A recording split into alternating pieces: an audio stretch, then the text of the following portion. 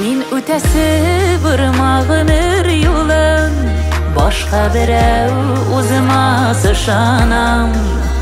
Yaşarışın yanıp siyarışın,